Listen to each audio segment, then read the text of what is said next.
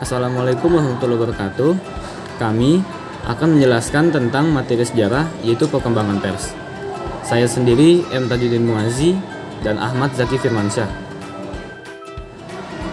Nah, jadi pengertian pers ini adalah pers berasal dari bahasa Latin pressus, yang berarti tekanan, terhimpit atau padat.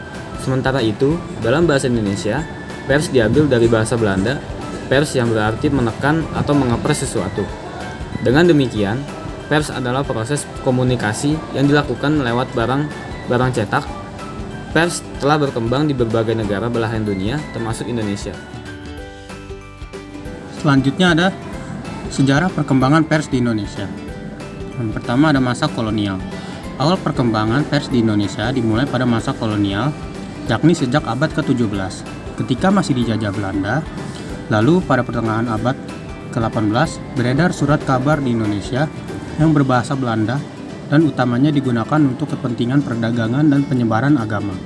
Adapun beberapa surat kabar yang beredar pada masa itu adalah Batavia Nieuw-Vlies 1744 sampai 1746, Bataviase Courant 1817, dan Bataviase Advertentieblad 1827. Selanjutnya adalah masa kebangkitan nasional. Masa kebangkitan nasional pada abad ke-20, tepatnya masa kebangkitan nasional, pers di Indonesia mulai berkembang dengan didorong oleh semangat-semangat kebangsaan. Hal ini kemudian membuat pihak Belanda memperbaiki undang-undang pers mereka tahun 1856. Undang-undang baru yang dikeluarkan tahun 1906 ini pada intinya dijadikan alat pengawasan pemerintahan secara represif. Bahkan, setiap surat kabar yang akan dicetak harus lebih dulu diserahkan kepada pemerintah untuk mendapat persetujuan. Kebijakan baru ini yang dibuat Belanda lantas menuai perlawanan. Salah satu pejuang nasionalis yang berani menyampaikan kritiknya kepada Belanda adalah Raden Mas Djokomono Tirto. Selanjutnya ada Orde Lama.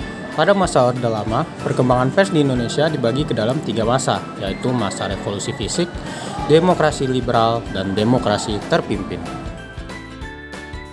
Selanjutnya adalah masa revolusi fisik. Masa revolusi fisik adalah masa di mana bangsa Indonesia sedang berjuang mempertahankan kemerdekaannya. Masa ini berlangsung sejak tahun 1945 hingga 1949. Pada era ini, pers dibagi ke dalam 2 golongan, yaitu pers yang diterbitkan tentara sekutu dan Belanda, atau pers Nica, dan pers yang diterbitkan rakyat Indonesia, yaitu pers Republik.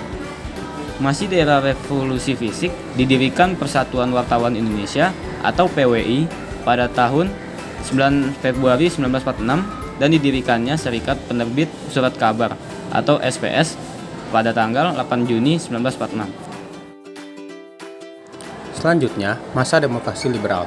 Masa demokrasi liberal berlangsung sejak tahun 1950 hingga 1959.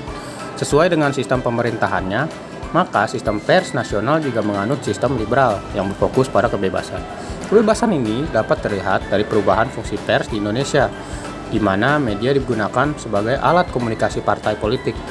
Pemberitaan pers pada masa ini lebih berpihak pada kepentingan partai politik.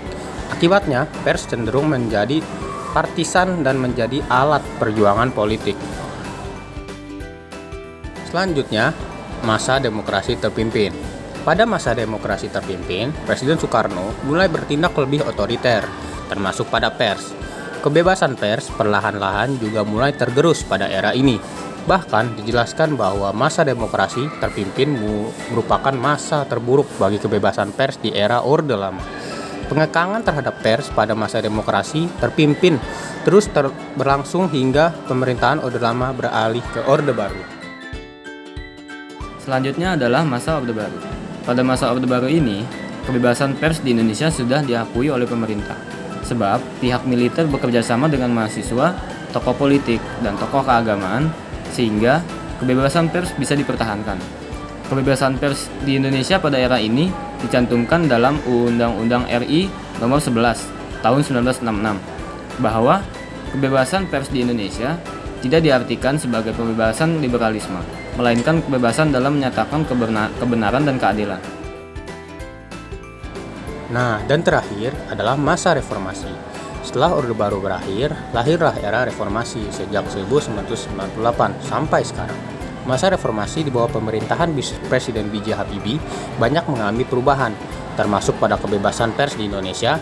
Kebebasan pers di Indonesia pada masa reformasi ditandai dengan dibubarkannya Departemen Penerangan. Segitu saja video dari kami. Terima kasih telah menyaksikan video kami. Terima kasih. Wassalamualaikum warahmatullahi wabarakatuh.